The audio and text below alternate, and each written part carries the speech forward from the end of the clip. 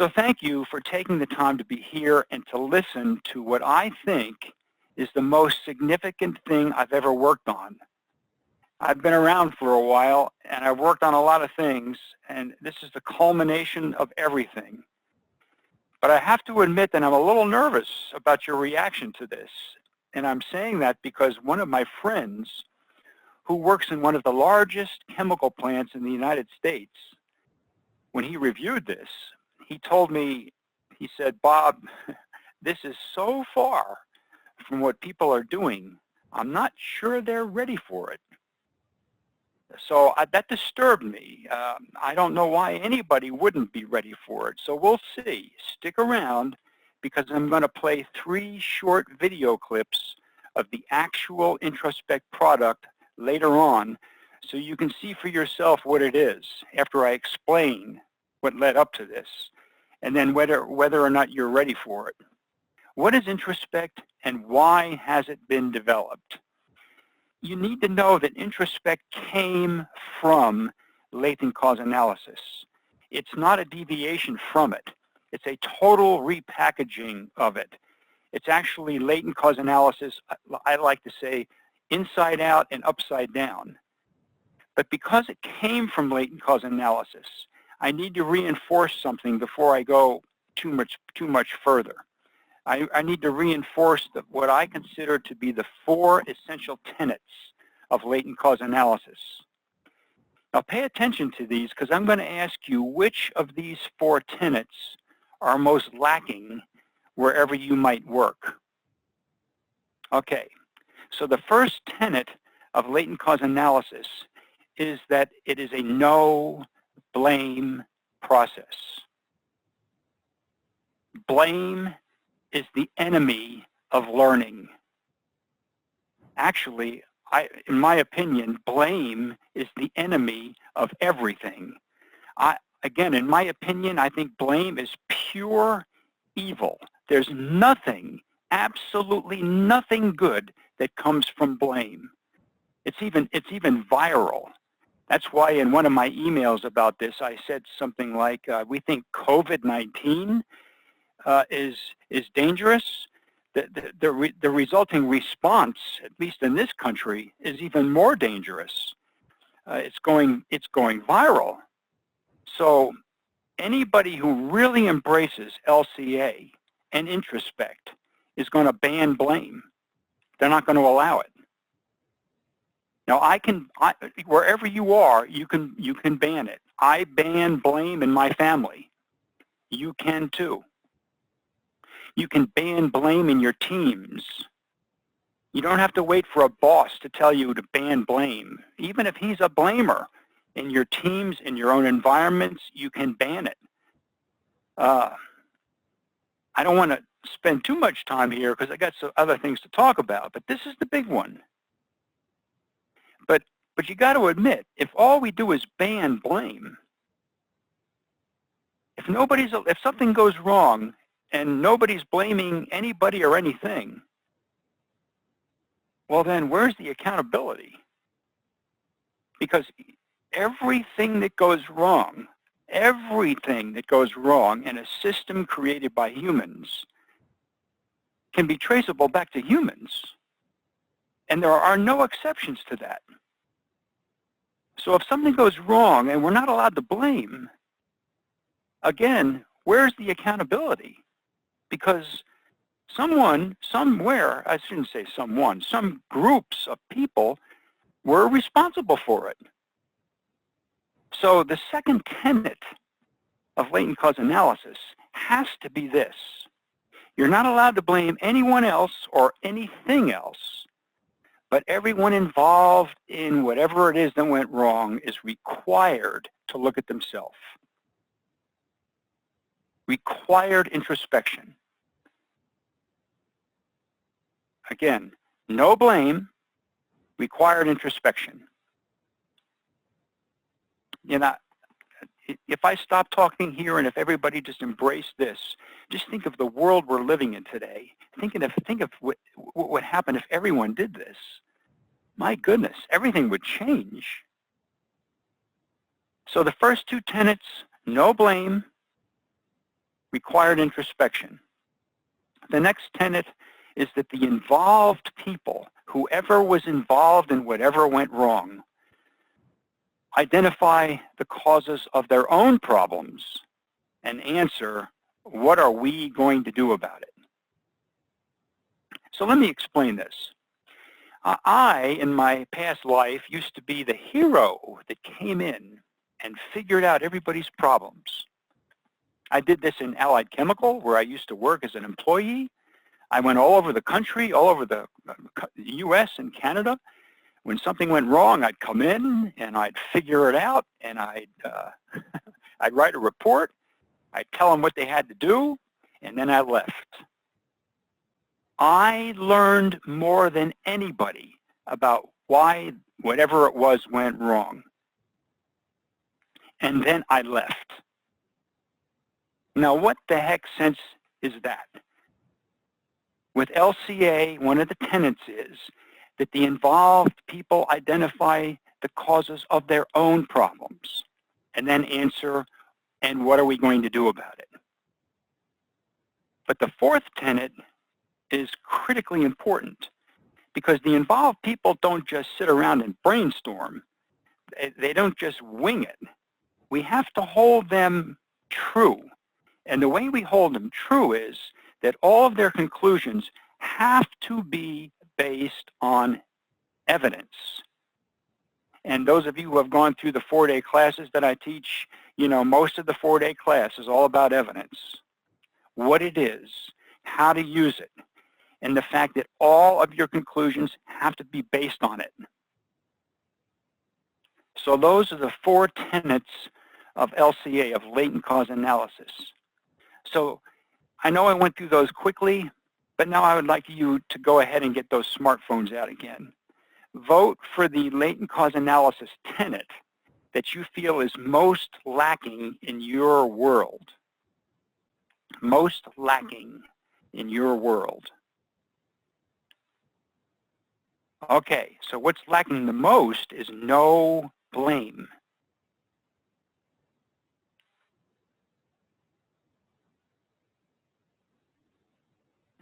And then followed by required introspection, and the involved people identify the causes and actions of their own problems. Okay, thank you. So we're going to move on now, and I'll just a little bit more about latent cause analysis, and then we'll get into Introspect. LCA, I'll use that acronym, was developed over a period of 30 years by myself. And here's the key. It was based on my own personal experiences with the investigation of large, catastrophic events. Those of you who have gone through the classes remember the Hydrotruder explosion with Moses and Ellis Nestor and Nermal, or the Challenger explosion I talk about, and the billion-dollar failure. And some of you remember, not all of you, but some of you, the $100 million Coke oven that melted. I built latent cause analysis around my experiences, and I use stories to drive home my points. And most people, heck, almost everybody, you know, on a scale of 0 to 5, I used to get a 4.9 out of 5 for how much people appreciated that class. They liked it. There was only one problem. They walk out of the class thinking, I can't wait to apply this to large problems, because they have this in their mind, the Moses and Ellis Nestor and the Challenger explosion and these big stakeholder meetings that I talk about. And it's very, very effective on large problems, but my goodness, really? I mean, one of the main messages of that class was and is, don't wait for the big ones to apply this. You ought to be applying this to the little ones so you don't have the big ones. Now, in order to explain Introspect, I need to go just a little bit through this basic LCA model of failure, because it's used with Introspect also. we start with something that went wrong, anything that went wrong, big, little. Let's take a little example. Let's say you're at work, you are in an office environment, and you're walking along, and you come into your office, and you trip, and you fall, and you actually break your arm. That's the event. Now, the first thing that LCA does, of course, is gathers evidence. And then from the evidence, the first thing we do is we try to understand the physics involved, the how. How did this person break their arm? Nothing about people here, just the physics of the broken arm. And the evidence tells us that what happened was that when this person walked into their office, there was a carpet there. And one of the edges of the carpet was turned up, and the person tripped on the carpet, and they landed on a wastebasket, a garbage can, and it broke their arm. So that's the first thing we always want to understand.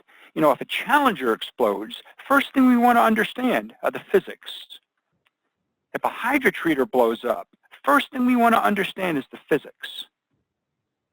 But then LCA gets into the human, because remember, everything that goes wrong, no exceptions, in a system created by humans can be traceable back to humans. So now we get into the human part, where we ask the people involved to self-identify. And remember, this is a no-blame process, but you're required to introspect. So anybody involved with this, and in the office case, it's the person who broke their arm, plus the other people in the office. And we ask all of them to answer the question, what did you do that contributed to this? And in the office case, there was probably 5 or 6 people that actually had to answer that question. One of the 5 was the guy who broke his arm. And his answer was, I didn't fix the turned up carpet when I noticed it. I just kept walking over it. So he noticed it for a while, and he didn't fix it. Now, other people are going to have the same kind of answer, but not all of them are exactly the same. So let's take that one person, the one person who broke his arm, who said he saw the problem, but he didn't fix it. And look at what we do with LCA, because we do the same thing with Introspect. So with LCA, we get into 2 facets here. Well, let me slow down for a minute and ask you to recognize that everything people do is caused by their thoughts or lack of thoughts. I mean, can you think of an exception to that? My talking right now, everything that I'm saying is caused by my brain, the thoughts going through my mind. Everything. So, if we know that a person kept walking across a carpet that he knew was turned up, we're going to ask that person, try to get introspective now and remember what thoughts went through your mind when you saw that carpet turned up. And he's going to say something like, it's just a turned up carpet. It's been like that for a while. I have better things to do. I'm in the middle of a project right now. I don't have time to take care of this. The janitorial staff can do it later. Now, those thoughts caused his broken arm.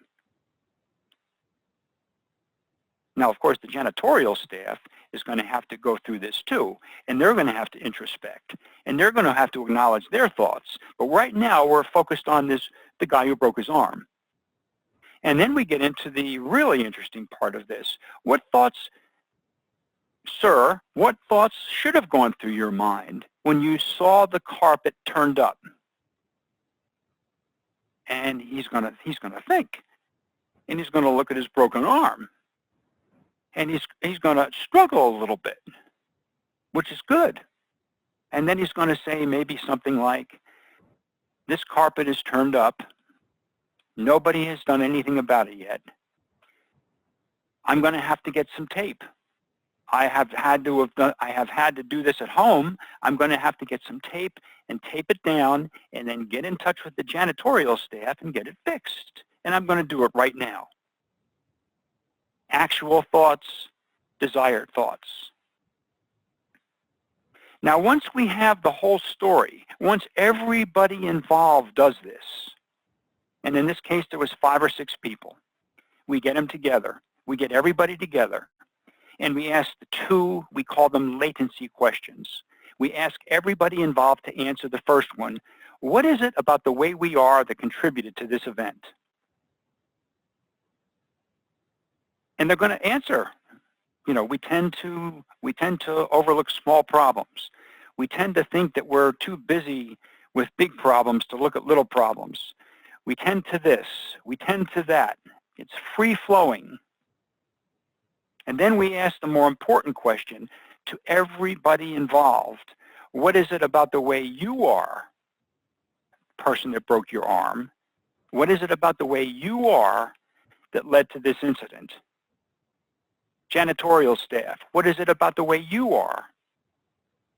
The person in the office next to yours, what is it about the way you are that led to this incident? Et cetera, et cetera.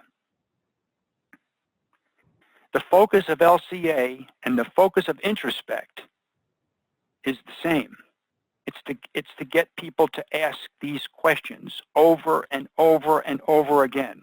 What is it about the way we are? What is it about the way I am that led to this incident? Because if we change the way we are, and if I change the way I am, those big problems, little problems, whatever, are not going to happen. The goal here is to change the way we are. All right, let me ask you this because I've been talking for a while and I need to hear what you're thinking. What questions or comments do you have about the basic LCA model of failure? Or take off your mic and come in and just ask. Hey, Bob. Brian McClaskey here. Hi, Brian. How are you this morning? I'm good. How are you? Is it even morning there? We're in Alaska. It's only 7:25, so. Oh, are you in the slope or are you in Anchorage? I just got back to town last night. Okay. One question that I have regarding the, where was I going with this? I recall you just getting done saying that your thoughts caused the accident to happen. I've always been that evidence kind of guy that would want to argue that point and say they allowed it to happen, but they didn't cause it to happen. So how would you address that? I'm not sure where you're going with that subtle distinction. Here, if you're watching the monitor, if you're watching me right now, my thoughts cause me, it didn't allow me, it caused me to pick up my coffee cup. If I yell at my wife, my thoughts cause me to yell at my wife. If I have a turned up carpet in my office and I don't fix it, it's my thoughts that cause me not to fix it. Okay, I mean, that's how cause you not to fix it. I was thinking of that from the position of your thoughts causing you to trip on it. And the differentiation there is you've stepped over that thing, 1,000 times in the past month, yet this time it caught you. So, and it's probably a minimal point that we don't need to dwell on, but that's what was going through my mind at the moment. I appreciate you sharing that. I guess where I'm coming from with all of this is that it's people that need to change.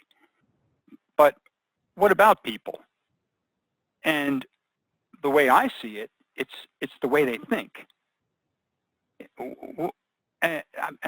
You're from Alaska, so you're from the U.S. Just think of the state of our country right now. It's the way we think. It's people, that's for sure. But what about people? It's the way we're thinking. That has to change, probably with everybody. That's where I'm going with this. Now, I know that not everybody agrees with that, but that's where I'm going with this. Thank you, though, for your question. Does anybody else have a question? Oh, what questions or comments do you have? Well, somebody actually put one up there. Mid-level events are easily solved by the LCA process as well. Absolutely. This is human nature to make errors. People will not change.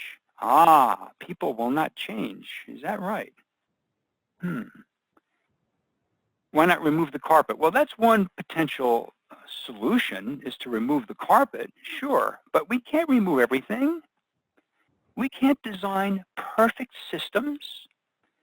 Don't say you can't change. Please don't think you can't change people. Haven't you changed? Are you the same person you were a minute ago? I mean, even mechanically, even your cells are changing all the time. Your thoughts are changing. Everybody changes. I'm not the same person that I was a year ago. I am certainly not the same person that I was a decade ago, the way I think, that is. I think we have a text that popped in. Where'd it go? Maybe not. Okay. This is always, one of the things that I love about these sessions, especially the live ones that I used to do, is the debate, because they make us all think. I don't know all the answers, but I know how to make people think. All right, let's keep going here. Okay. So this is the point that I'm trying to make. We don't want to wait for something awful to go wrong to learn about the way we are. Some texts came in. I got to read these. People are unable to anticipate the consequences of a situation. People are able to be more sensitized, though, to small things. More and more and more. Some people are totally desensitized to the potential consequence of small things. But as you do this more and more, as you look at yourself more and more, you get more and more sensitized, and therefore more able to react and anticipate. Again, I know this. Another person said, we must build a system that is not allowed to make mistakes. Yeah, sure. Yes, but it's not systems that cause problems. If the system is flawed, why is the system flawed? It all goes back to people. We try our best to create systems. I don't know where you are right now. I'm in an office right now, and I'm looking around here. A system didn't build this office. People did. They used systems, but people built this office. If something goes wrong in this office, it's not systems that caused it. There might be flawed systems, but why were they flawed? It all comes back to people. Please think about that. Okay, so it's all about small problems is my point. And the focus ought to be on learning something about ourselves from the small problems in our lives. Remember, maybe some of you weren't here when I said this, but a friend of mine who works in a chemical plant, probably the largest one in the United States, told me, Bob, this is so far from where people are, they're not going to be interested in this. And maybe you're not. I don't know. But it's a shame if you're not. We can learn about the way we are from small problems, or we can wait for the big one. And, something awful happens, and you get dragged into a room because you were part of it, and you can learn about the way you are from the big one. Which one would you rather use to learn what is it about the way I am that's contributing to the problems around me? I would hope that you'd want to learn from the small ones. So that's why Introspect is LCA turned upside down. Because for some reason, the focus of LCA for most people was on learning from the big ones. And I'm really trying to help people learn from the small ones. All right. Almost ready to show you the short video clips. Most problems in our lives are the ones you see right here, problems only you know about with known causes. For example, you're mowing your lawn and you're riding lawnmower and you run out of gas. Small problem with known causes. You trip, fall, and cut your arm on a loose, turned-up carpet in your home. We just talked about that one. You send out an email to a list of people but forgot someone. You had a blowout on a tire that was severely worn out when you were driving it. Most of life, if you think of it, if you really think of this, is this. It's these kinds of problems. Shouldn't we be learning more about ourselves from them? But then there's other kinds of problems that exist. This ratchets up the complexity. Problems that only you know about with unknown causes. And if there are unknown causes, that means we're going to have to gather evidence. The prior kind of problem with known causes, you don't even have to gather evidence. For example, problems that you know about with unknown causes. You're flying your new drone and suddenly it disintegrates in the sky. You're the only one who knows about that, but you don't know why it happened. You experience a strange sewer gas odor in your house, mainly in the winter months.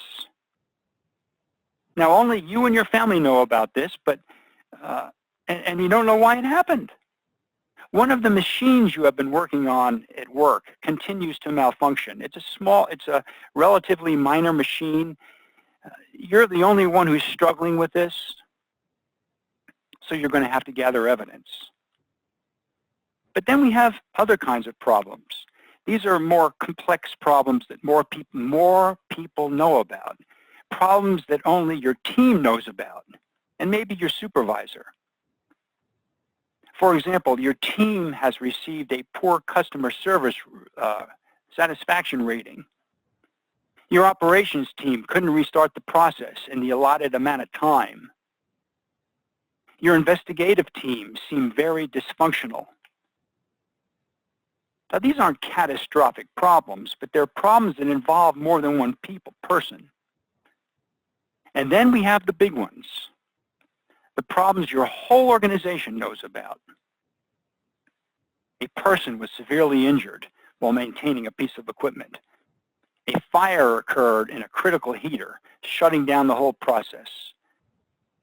A severe environmental release occurred, forcing a shelter in place for the surrounding community. Now note how this is built up in a pyramid.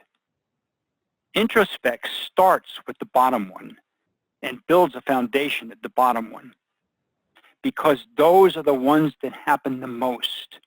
This graphic right here is trying to display frequency. Small problems with known causes are happening all the time in our lives, and most of us aren't even looking at them to learn more about ourselves. But Introspect does. In fact, Introspect focuses on those. Small problems with known causes, with unknown causes, less frequent. Medium-sized problems with unknown causes, even less frequent. The big ones, if all we do is wait for the big ones to help people learn more about themselves, what do they happen once a year, once every 2 years? What good is that? Small problems with known causes happening all the time. Okay, so Introspect is 5 online modules. 5 online modules corresponding to what you just saw.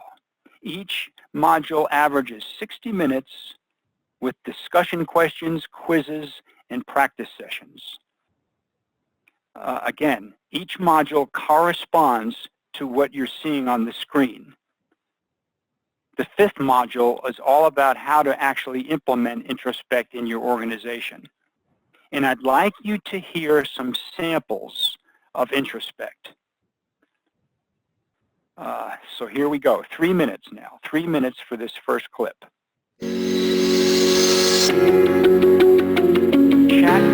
Chat, the world is a mess right now, internationally, nationally, and locally. Few of us see eye to eye on much anything. Politics, religion, and race issues seem to be dividing us. Weather-related disasters are occurring. Medical errors abound. Explosions, fires, and injuries are occurring on job sites. Products are not performing as expected. Certainly, all is not bad. But there is enough pain going around to get our attention, that's for sure. In the midst of all these unfortunate situations, our sadness often turns into one of the most destructive parts of our human nature, our inbred inclination to blame. The bigger the problem, or the greater the pain, the more tendency we have to lash out and blame other people and things. The blame virus is alive and well right now. Listen for it. It's epidemic. But things that go wrong in our lives happen for a reason. And that reason is certainly not so that humanity can dive deeper into the blame chasm. Things go wrong in our lives for a profoundly deep reason. A reason you might not like, but true nonetheless. The things that are causing pain in your life are happening because you are supposed to learn something about yourself. I'll say it again. Things go wrong in your life because you are supposed to learn something about yourself. Now, you don't have to agree with this if you don't want to, but disagree at your own peril. Just think of it. There is absolutely nothing you can do about anyone else except yourself. And if all you're doing is sitting back on your haunches and blaming other people and things for whatever it is that has gone wrong in your life, what good does that do? Of course, what I am saying is not only true for you, it's true for everyone. In other words, if something has gone wrong in your life and there are others involved, it's not just you that is supposed to learn something about yourself, it's all the other people as well. Listen, I'd like you to try to imagine something. Imagine a world where everyone looked at themselves when things went wrong in their lives, instead of blaming other people and things. Really, imagine what your world would look like if that were to occur. Along these lines, I'd like to share something we've been using in industrial facilities that helps to transform a culture from one of blame to one of introspection, and in the process, takes that organization where it has never been before. I'd like to share it with you because many people have been telling us they see application of this in all facets of life, at home, at work, and at play. I'd like to introduce Introspect. Introspect is a way of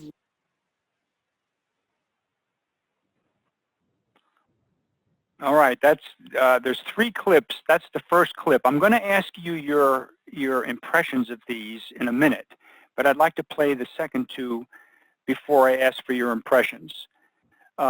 Second clip is a small piece of Module 1. Module 1 is the module that helps people learn from the small problems in their lives with known causes. This has been tested, not just tested, there have been organizations who have purchased this and they all say the same thing. By far, Module 1 is it blows their mind. It's the most important module we've got. and it's the easiest. Small piece of Module 1. Introspect for Individuals, Part 1. We have discovered something absolutely profound about why big things go wrong at work or at home. After investigating the causes of large events since 1974 and teaching others how to do the same, a light bulb came on about 5 years ago. Here's what we realized. Everything that goes wrong in a system or organization created by humans can be traceable back to humans. Everything. Big things that go wrong are caused by humans. Small things that go wrong are caused by humans. Everything that goes wrong in a system or organization created by humans is caused by humans. If you don't believe this, look around. Everything you see is there because of human beings. Your desk, your lamp, your computer, everything. And all these things that are working well for you are working well because of what human beings have done. Although most people easily accept that people are responsible for everything that goes right, it seems difficult for some people to accept that when something goes wrong with the systems we've created, we'll also be able to benefit from those discussion questions. Now let's get into the meat of this most important module. I'm going to introduce a way to discover some things about yourself that you might not have known. Let's start with a scenario. Let's say you're making dinner one evening. It's 5:45 in the afternoon, and you expect your spouse to be home at 6 p.m. Your spouse has been having a rough time at work, and you're trying to make this an especially nice dinner. You've had to use a lot of cans, open a lot of wrappers, and throw away a lot of paper towels in preparation for the dinner. The garbage bin is full. In fact, it's a bit overflowing. You try to compact it so you can close the lid, but there's too much inside and it won't close and lock.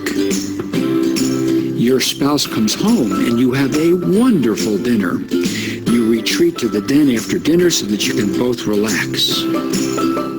But while in the den, relaxing, your two large dogs get a whiff of the trash and secretly remove every juicy morsel from the trash bin and strew it all over the kitchen. When you come into the kitchen to get yourselves another glass of wine, you see your lovely dogs relishing in the mess. Most of life is like this. Many things go wrong for obvious reasons, traceable right back to ourselves. If you take note of how often this happens, it'll surprise you. They happen all the time, several times a day, at work, at home, at play. These are the kinds of problems I'd like to focus on this module. Now, not all.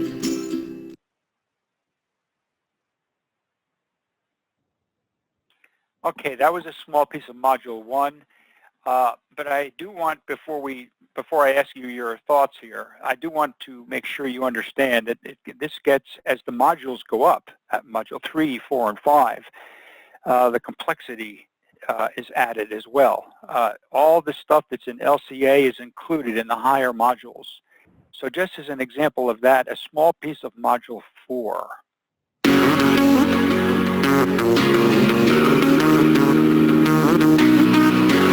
Welcome to Introspect for the most difficult of the problems we'll discuss. Complex problems, catastrophic problems, or for any problem that matters to many people, not only yourself or your team. Recalling the last module, we talked about how to involve team members in the Introspect process so that each team member could be involved in the resolution of their team-based problem. And more importantly, to learn something about themselves. But in this module, we'll bring people into the Introspect process that we might never have met before, or might never have worked with before, perhaps even people that we've never really appreciated for one reason or another. People from other departments, from other sites, even contractors if necessary, other towns, cities, or walks of life. And yes, we'll bring in folks from all levels of an organization, from the executive levels to the lowest levels in an organization, or all. This is going to be rewarding. But don't be misled. The groundwork for everything we'll talk about has already been laid in the previous module. Same objective, for everyone to understand what is it about the way I am that contributes to the problems around me, and what am I going to do about it? There are 18 significant differences. So let's start with the first. A very significant difference will be the formation of two separate teams, an evidence-gathering team and a team of stakeholders with specifically defined activities for each. And as depicted in the graphs, the evidence team's activities precede the stakeholder team's activities. Again, the issue is one of bias. We'll be fighting bias all through these kinds of incidents. So you'll have to get three outsiders to help you with the evidence gathering. Introspect. It was designed to be viewed by an entire organization. One of the companies that I work with, all the new hires are exposed to Module 1 because they're trying to change their culture from one of blame to one of introspection. Again, it's designed to be viewed by an entire organization. But if you don't have that kind of buy-in, it also can be used for any team. Or if you don't even have that buy-in, for specific individuals, wherever the interest is present. There's 5 online modules. They're all online. It's a streaming product. So, I got to ask you, what thoughts went through your mind as you viewed the sample videos? Either chat or use polev.com, please. Seems like process is broken down into simple parts. Absolutely. Starting with the basics, which is Module 1, and then adding on to them step by step. Thank you for noticing that. I did get a question before. Is the Introspect product the same material you would get from your in-person latent cause analysis 4-day class? Sort of. It's sort of the same thing.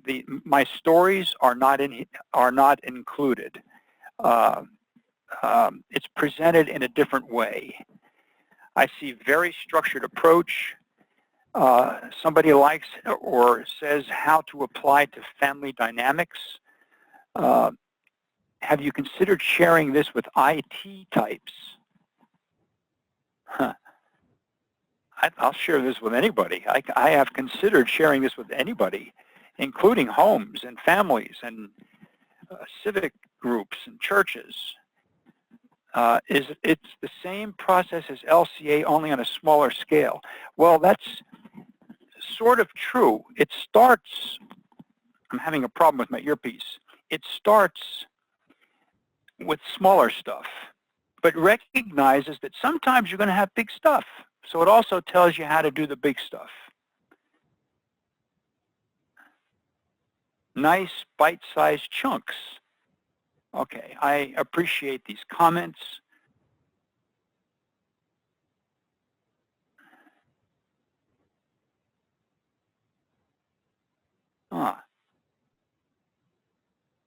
So if you're reading the chat, Brian says, how to apply to family dynamics. We have opposite viewpoints and will default to blame. So this will help in getting past that roadblock. If only you knew how much of a blamer I was in my family. I wish I could have all of my kids back. They're all gone now. And start all over again. It would have been much different. Is this not a danger to find think, well, to find blank that has done wrong and even admitted it to turn into the blame virus. No, that's the whole thing. When something goes wrong, everybody involved is required to look at themselves. Everybody. If there's only one person who looks at themselves, well, that can get dangerous. You're right. But if everybody involved is required to do it, starting with the head, I can't mention names, but boy, I mean, there is one VP of a corporation who has been through this, and he started it, and he started looking at himself as part of the problem, and then it made it safe for everyone else to do it. As a family, as the head of a family, if I look at myself as part of my problems, it makes everybody else, actually, it makes them want to do it too, because we all love each other. Okay, this is good. We have 5 more minutes, so let me move on.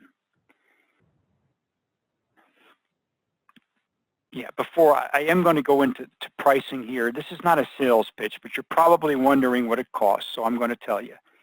But imagine your whole organization asking this question. Everybody, from the very top to everywhere. What is it about the way I am that contributes to the problems around me, and what am I going to do about it? Wow. So pricing.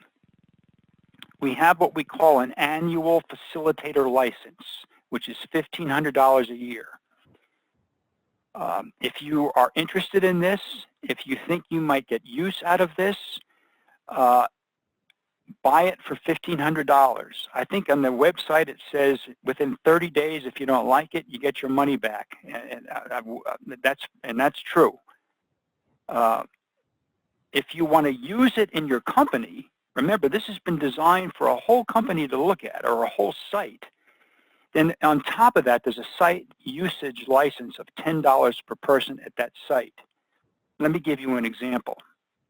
This just happened in California. A site in California had 250 people, employees plus contractors. So it cost them $1,500 for the annual facilitator license plus $2,500, 250 people times 10, or $4,000 a year. Now, I probably shouldn't say this, but I'm going to say this. When I was on the road, when I was doing this live, which I'm not doing anymore, it cost the average client $25,000. That's including travel and everything, every time I went out there. And a lot of clients got me out there 4 times a year. This is something you can use as often as you want, you know, to whoever you want to use it with, for hardly anything. So that's the pricing. Again, I don't want to make this into a sales pitch, but if you want to know pricing, the last people that went through this, I recorded some of their comments. This product was eye-opening to me to realize that I am responsible and can learn from my mistake. This will change my thought process. I like the idea of examining my contribution to events in my life and thinking, what is it about me? This is empowering. This person went through this with a lot of other people. I liked how the enthusiasm of all participants increased as we progressed through the process. I look forward to applying this training in my personal life as well as work. And I learned that sometimes the little things are the most important things. I don't agree with that. Always the little things are the most important things, because the little things queue up and cause the big things. And finally, that last one was a comment also. This was a potentially life-changing and culture-changing information. Now, let's be as honest as you can. I'd like to know your answer to this, and then we wrap up. How helpful might it be if Introspect was introduced to your site? I appreciate this response. Dave Rees, I totally understand where you're coming from with your chat comment. Dave said to everybody, this is all dependent on the level of buy-in. It can be very effective, but has to be supported from the top. If this is supported from the top, it will revolutionize in a positive way your organization. But I'm telling you, if I worked for a company and I was responsible for a department in my company, I'd do this. If that's what you mean by the top, that's fine. If I was a foreman and I had a crew of 6, I'd do this. It doesn't have to be supported from the CEO, although that would be revolutionary. Thank you so much for all of your attention. I really appreciate you being here. This is the first time that I've done this kind of presentation about Introspect. If you'd like to say anything or share any comments, please come online right now. We are 1 minute over, but I'll stay around for 15 minutes if anybody wants to talk. Thank you very much for your attention.